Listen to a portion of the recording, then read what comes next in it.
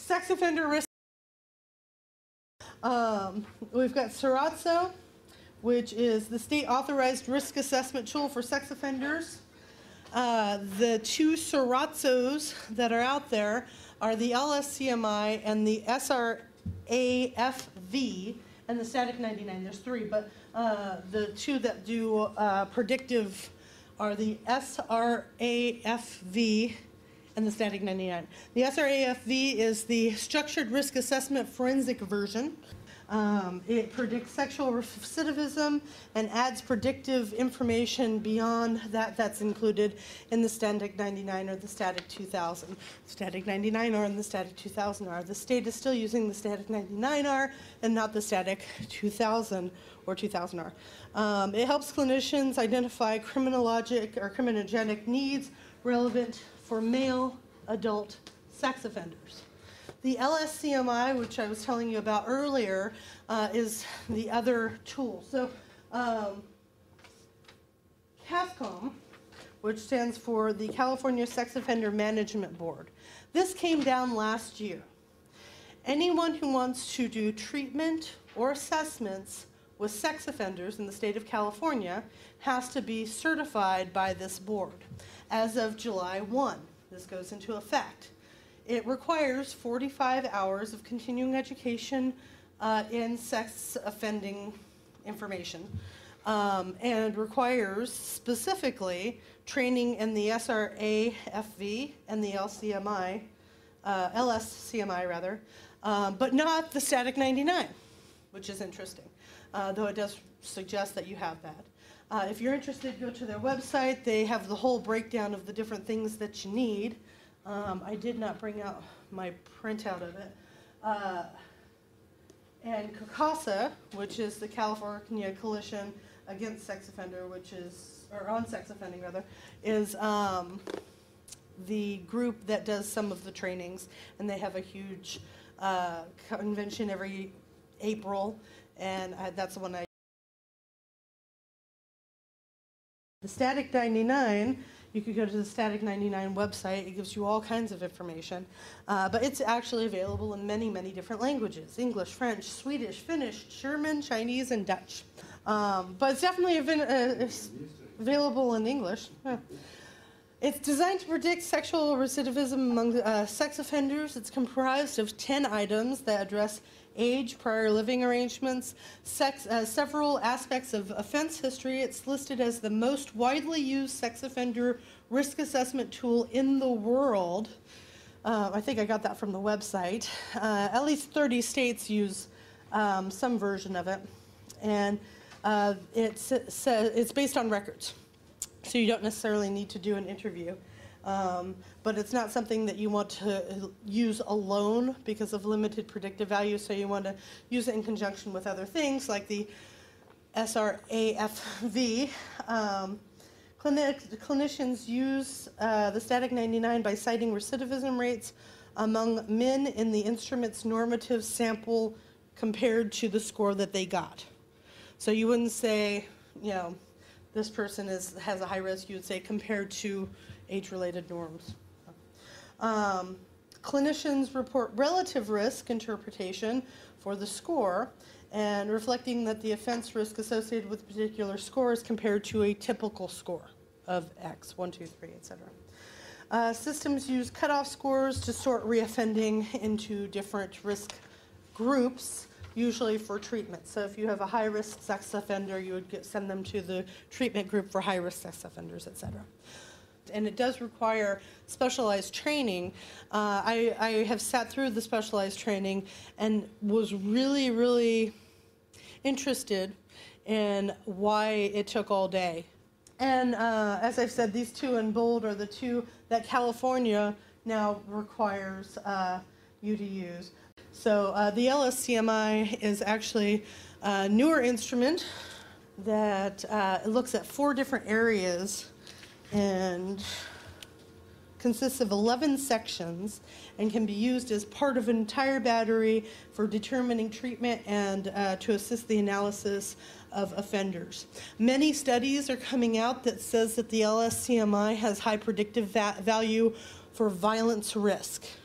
I was actually just sent one for gang violence. It's a 2012 article. It says Predicting Recidivism with Street Gang Members, and it's by Guay, G-U-A-Y, 2012. It's a public safety corrections report for Canada. So if you want a copy of that, email me, I'll send it to you. The principle of the LSCMI is the risk needs responsivity that we were talking about in the very beginning.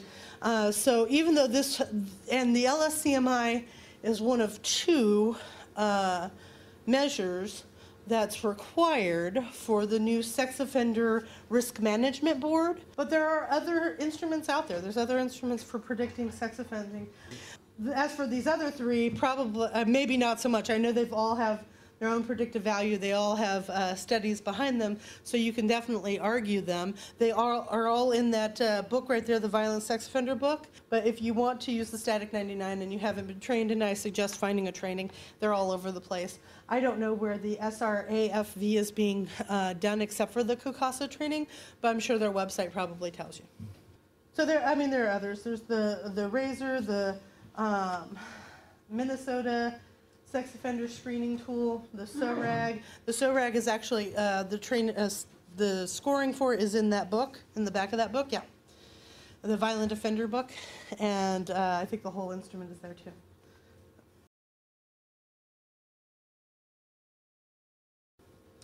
There are other assessments that we don't necessarily do as psychologists.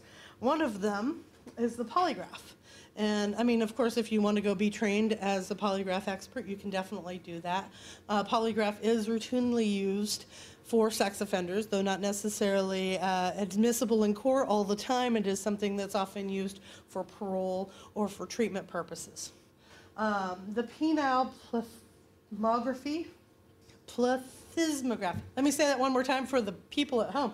The penile plethysmograph, never been able to say it right, is the other thing that's often used, especially in treatment purposes. So at Coalinga, is it? They use both of these routinely for their sex offender treatment. Of course, I have known so many, I don't know, I hang out with a strange group. I have a lot of friends who work with sex offenders and use the penile plethysmograph twice in one day. I know.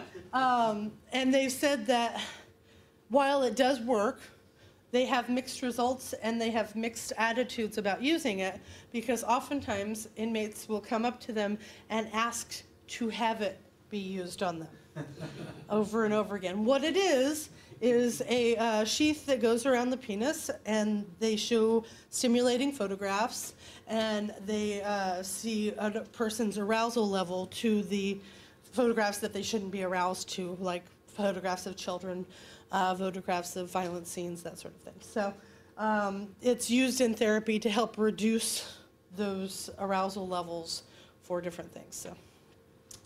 That's not something that any of you guys will necessarily be using unless you're really interested in it, which I suggest finding more training on them. But what about the psychosexual history interview? It's an interesting thing and not necessarily something that's ever taught in school unless you're in a forensic program, because you are asking about some very specific things. I have a couple of psychosexual history forms in here, and I just wanted to go over some of the basics of what you would ask for in a psychosexual history. You definitely want to ask about things like age of first sexual contact. Was it consensual or not? You want to ask, was it with the same aged peer? Was it sex play, or was it sexual abuse? Was there ongoing abuse? Was it ongoing play? You want to know about the first consensual sexual contact. You definitely want to know about first sexual intercourse, and then the whole range of sexual partners. How many partners have you had? Have they all been consensual? Have they not? You want to know about male and female partners, and you want to know how the person identifies. I have a really good friend I was talking to the other day, happens to have schizophrenia, but that's aside from the point. I always thought he identified as bisexual because he's told me about his boyfriends and his girlfriends, and I've always just assumed. Never assume an assessment.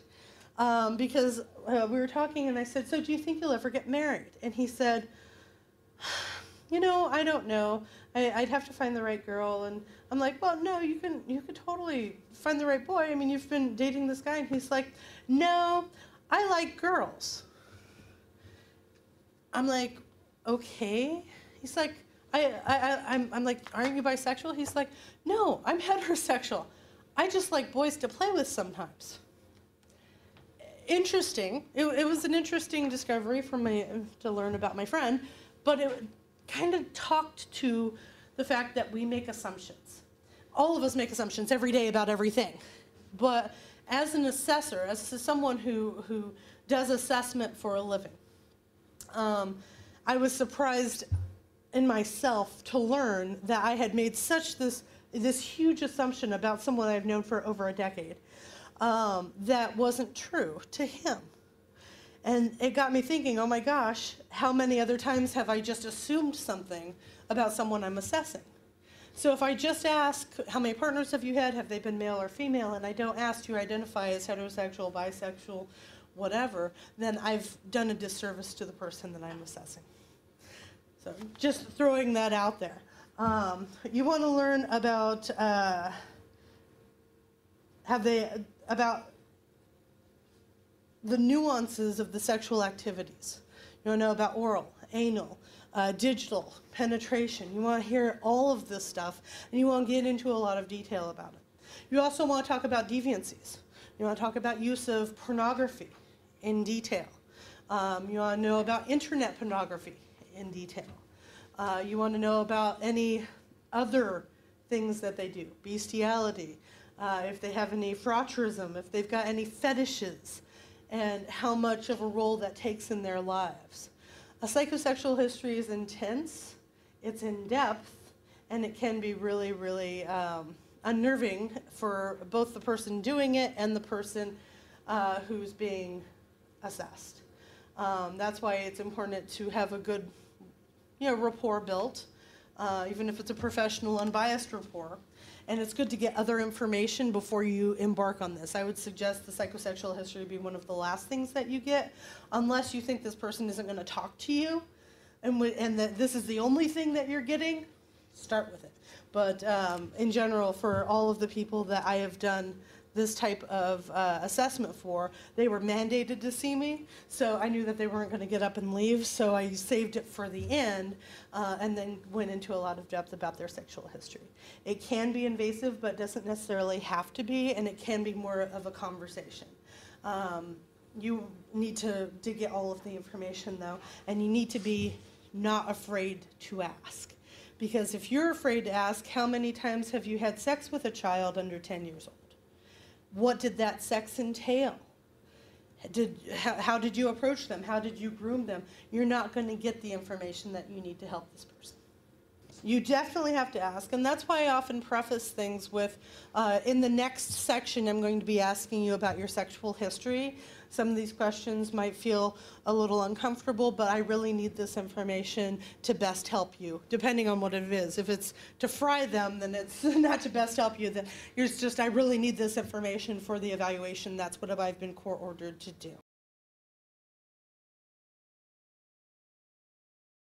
The ABLE screening, it is a structured interview. You send your results in, and they send you a brilliantly done report. They have the sexual interest inventory and the sexual interest inventory for intellectually disabled individuals.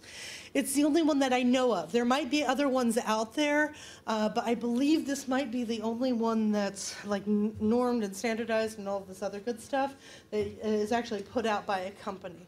The other ones that I found have been like, company X that's doing sex offender treatment that have created their own but not really done any studies on it.